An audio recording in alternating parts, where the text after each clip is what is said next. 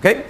Bom, dentro do estudo do trabalho da eletricidade, a eletrostática é a parte inicial e fundamental desse estudo. Por quê? Nós vamos começar trabalhando os conceitos fundamentais da eletricidade, onde a eletrostática entra numa análise da eletricidade no momento em que ela não está ainda em movimento, mas no estado armazenado, no estado estático, ok? E entre os fenômenos que nós observamos da eletricidade, o mais comum no nosso cotidiano é o fenômeno do raio, certo? O fenômeno de um raio ou de uma simples tempestade é um fenômeno bastante comum e ao longo de muito tempo, ao longo de várias eras, a gente interpretou esse fenômeno como sendo um fenômeno de origem sobrenatural, ok? Tanto é que existem várias mitologias a ideia de que os raios, os trovões e as tempestades têm origem divina, não tem? Você encontra em algumas mitologias, né? Por exemplo, deuses responsáveis por isso, né? Deus do trovão, da tempestade, do raio, tanto a mitologia nórdica, grega, certo? Até mesmo na origem judaica cristã você tem aí a representação do raio como sendo a fúria de Deus, né? Então, dentro dessa análise mais mitológica, o homem e o ser humano não tinham a possibilidade de explicar muito sobre isso, a não ser através do temor que ele tinha dessas divindades. Por outro lado, mais ou menos há um tempo, digamos assim, razoável na nossa história, nós mudamos a nossa maneira de interpretar isso. E isso aconteceu lá por volta do século 6 a.C. No século 6 a.C. surgiu um grupo de pessoas que começaram a pensar de maneira diferente nesse contexto que até então era pensado apenas de origem sobrenatural. Aliás, os fenômenos da natureza até então eram explicados com origens sobrenaturais. Por outro lado, a partir do século 6 a.C., surgiu um grupo de pessoas que começaram a interpretar a natureza através de elementos da própria natureza. Esse grupo de pessoas são conhecidas hoje com o nome de filósofos pré-socráticos. Entre eles, nós temos o primeiro deles, na verdade, foi Tales de Mileto. Tales de Mileto, ele é o primeiro filósofo que nós temos aí como registro oficial de toda a história. E naquela época, esses primeiros filósofos eram filósofos chamados filósofos naturalistas, ou como Aristóteles chamou eles, de físicos. Ou seja, físicos por quê? Porque a palavra física significa essência da natureza. Então, a física é a ciência que estuda isso. Desta forma, esses primeiros pensadores pré-socráticos, eles queriam explicar a natureza usando elementos da própria natureza. Por exemplo, alguns acreditavam que podia se explicar a natureza a partir de um elemento chamado terra. Outros acreditavam que podia explicar a natureza a partir de um elemento chamado água. Outros o ar e alguns o fogo. Tá? Aristóteles, por exemplo, um período bem depois, tá? Ele chegou até a criar um quinto elemento para explicar os céus, que ele chamou esse elemento de éter. Então, cada elemento que foi elaborado naquela época e interpretado como sendo algo da natureza, para explicar a própria natureza, deu origem ao pensamento que nós conhecemos hoje como pensamento físico. Tá? E de lá para cá, é claro, a coisa evoluiu ao longo dos séculos e hoje nós pensamos um pouco diferente nisso. Mas naquela época, quando Tales de Mileto começou a elaborar um pensamento racional para explicar a natureza, ele acreditava que tudo podia ser explicado a partir de fluidos, a partir de algo que pudesse fluir de um lugar para outro, tipo a água. Tales de Mileto acreditava que a água seria o elemento que pudesse explicar toda a natureza. Tanto é que ele acreditava que a vida havia surgido a partir da água, que o mundo todo era composto de água. Inclusive a terra e todos os demais elementos teriam origem na água, certo?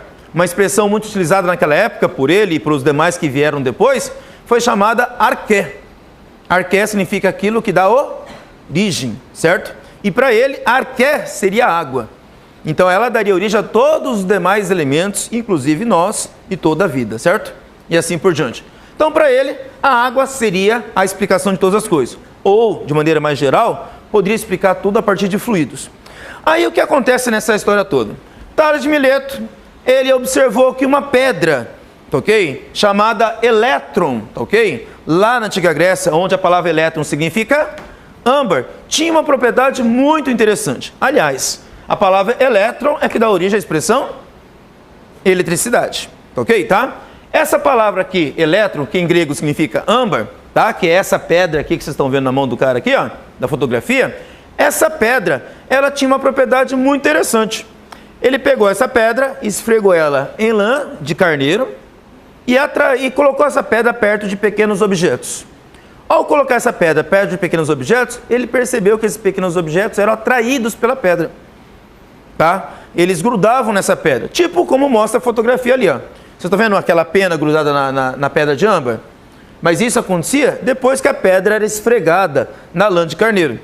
Bom, como a pedra chamava-se elétron e ela passava a atrair pequenos objetos depois de ter sido atritado com lã, ele chamou essa propriedade do elétron de atrair pequenos objetos pelo nome de eletricidade. Então, originalmente, eletricidade significava isso, a propriedade que o âmbar tinha de atrair pequenos objetos depois de esfregado na lã. Mas você sabe o que é âmbar? Não. O âmbar, ele é um material, ele é uma pedra, vamos dizer assim. Os geólogos e geógrafos não gostam de falar pedra, né? Mas, na verdade, é uma rocha, vamos dizer assim melhor, de origem fóssil. Tá? Ele é um fóssil de origem vegetal. Tá? Dentro das plantas tem uma seiva que corre pelos seus vasos, que quando essa planta ela passa por um processo de fossilização, por exemplo, quando um vulcão explode, ele joga muita cinza vulcânica, certo? Essa cinza vulcânica cai e pode recobrir uma grande extensão de florestas. Essa cinza vulcânica é rica em sais minerais. Ela altera a composição química do entorno da planta e essa alteração da composição química acaba matando fungos e bactérias ou outros organismos ali que promovem a decomposição daquela planta. Ela vai morrer, certo? Só que como os agentes decompositores acabam morrendo pela alteração química do entorno, o resultado, aquela planta, ela não entra em decomposição, ela morre, mas não se decompõe. E aí o que acontece com o passar do tempo? Chuva e outras intempéries acaba dissolvendo aqueles sais minerais que estão aqui, ali naquele solo, agora aquela cinza vulcânica virou um solo, certo? E aquilo vai mineralizando a árvore ou a planta com o passar do tempo. E ali vai substituindo compostos orgânicos por compostos minerais. E no caso da seiva, a seiva vira o âmbar. Então o âmbar, ele é uma resina, tá ok? Fossilizada de origem vegetal. E aí, o âmbar, ele aparece, assim como qualquer fóssil na superfície da Terra, através da ação do tempo. Depois de muito tempo, o intemperismo vai gastando a rocha, né? Que está ali em volta, e daqui a pouco, um tempo, aquilo vai aflorando na superfície e o âmbar vai sendo encontrado. Não só ele, mas também outros fósseis que estão ali junto começam a ser encontrados.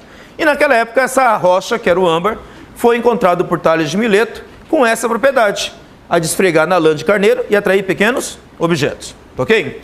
Então, como eu disse para vocês, essa primeira observação da eletricidade feita por Tales tinha que ter uma explicação racional. Como é que ele explicou isso?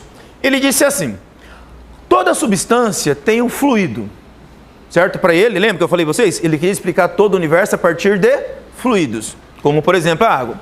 Para ele, todo objeto tem um fluido que ele chamou de fluido elétrico. Esse fluido, tá? Na época a expressão correta era humor.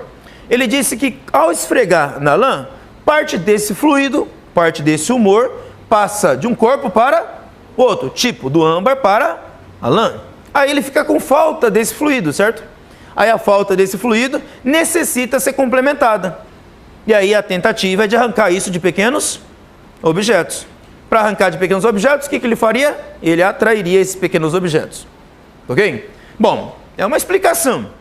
Tá? Se é a explicação válida ou se é algo que possa suplantar a explicação sobrenatural, aí já é uma outra história que não é o mérito da questão aqui. Por outro lado, você pode perceber que ele tentou encontrar um elemento na própria pedra, algo da natureza, para explicar um fenômeno da natureza. Ok? Essa é uma das grandes revoluções que Tales de Mileto fez na época dele. Usar a explicação racional para explicar o mundo sem utilizar-se de uma explicação sobrenatural. Agora, dizer como essa pedra faz isso, certo? É uma coisa mais complexa, ok? E ele não se dedicou tanto a isso. Ou pelo menos nós não temos um registro histórico de que ele tenha gastado muito tempo para pensar sobre isso. Por outro lado, essa explicação não foi tão convincente. Tá? Tanto que não foi tão convincente que muita gente não quis mais pensar sobre isso durante muito tempo. Nós quase não temos um registro histórico de alguém que tenha trabalhado em cima disso, porque essa propriedade da eletricidade parecia uma propriedade muito estranha, desde a época de Tales até mais ou menos meados, ok, do século XVI depois de Olha que coisa interessante, eu estou falando do século 6 a.C. ao século 16 depois de Cristo, ou seja, são quase 2.200 anos. Durante quase todo esse tempo, pouquíssimas pessoas se aventuraram em tentar mexer com a eletricidade. Aliás, era mais fácil ainda de aceitarem que um raio ou qualquer fenômeno elétrico tivesse origem divina do que tentar explicar algo que aparentemente parecia tão complexo, tá? Mas hoje as coisas são diferentes, tá? Muito tempo depois, desde o século XVI também até hoje, né?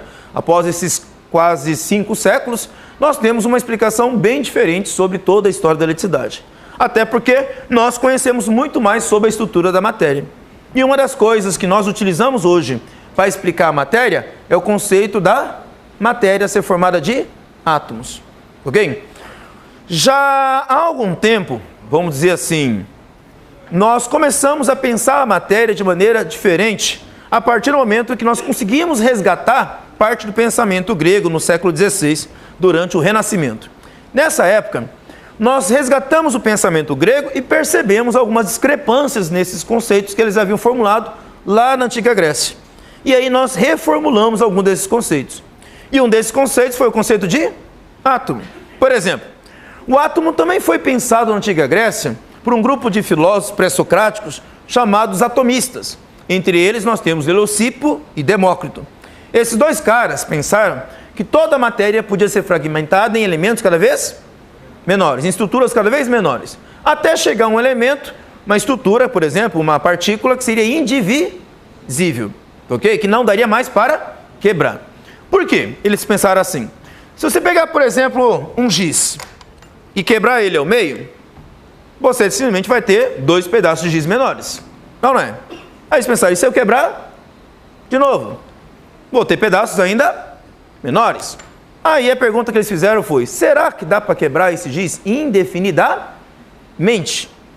Certo? Bom, eles pensaram: mesmo que eu fizesse essa operação mentalmente, se eu quebrasse infinitamente, no final não restaria nada. A conclusão óbvia deles foi que tudo não pode ser feito de nada. Certo? Porque nada mais nada é o quê? Então tudo não pode ser feito de nada. Obviamente a conclusão deles foi que se tudo não pode ser feito de nada, tem que ser feito de alguma coisa. Então vai chegar um momento que não dá para quebrar, mas essa partícula minúscula, que eles não sabiam o tamanho da coisa, porque eles não haviam feito isso, mas pensado sobre isso, eles chegaram à ideia de que essa estrutura indivisível formaria toda a matéria, e toda a matéria seria formada de átomos, tá? Mas vocês lembram que agora há pouco eu falei para vocês que nós também podemos organizar a matéria a partir de alguns elementos, como terra, água, ar e fogo. E aí vieram os caras falando que as coisas podiam ser pensadas em átomos indivisíveis e invisíveis. Muito pequenininho. Bom, naquela época da Antiga Grécia, foi muito mais fácil acreditar que era formado de terra, água, ar e fogo, e não de átomo. Por isso que os antigos gregos não deram assim... Dentro dessa história do átomo, que o Leucipo e o Demócrito haviam pensado, a coisa não vingou, certo? Basicamente, eles interpretaram que era melhor explicar o mundo a partir daqueles elementos fáceis de ser observados. Porém, no século XVI, mais de 2000 anos depois, a história já não é mais a mesma. Nós temos aí 2.200 anos de pensamento humano evoluído, certo?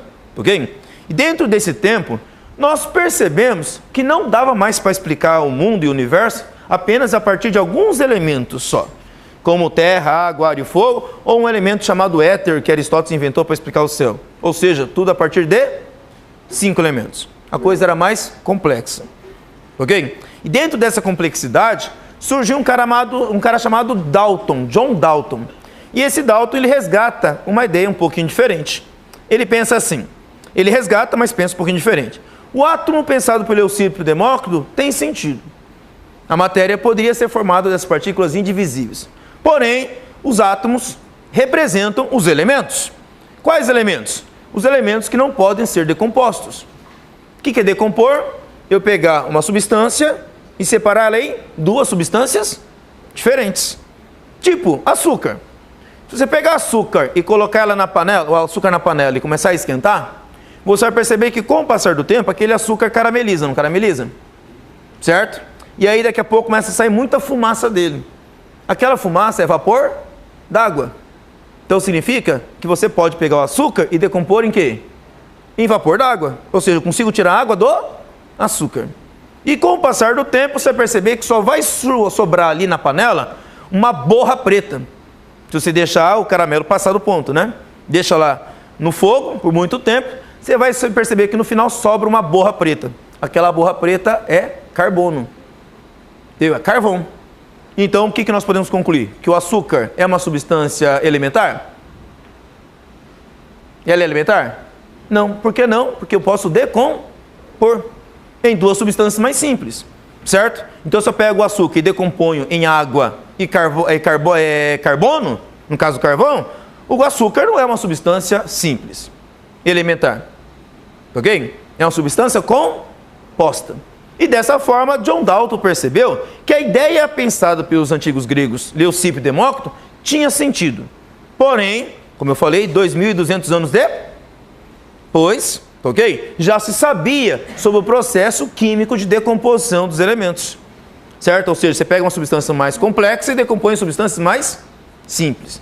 Então ele pensou, deve existir vários tipos de átomos e cada átomo representa um elemento, ok? E ele até pensou como combinar esses elementos para gerar novas substâncias, que na época ele chamou de compostos, ok? Então os compostos são substâncias formadas por mais de um elemento, tá? E aí ele até criou o que nós chamamos hoje de lei das umas leis que dão origem ao que nós conhecemos hoje de leis das reações químicas, tá? Uma dessas leis é que a quantidade de massa que existe antes da reação é igual à quantidade de massa que existe depois da reação, que deu origem a uma outra lei mais conhecida na química chamada lei de Lavoisier, né?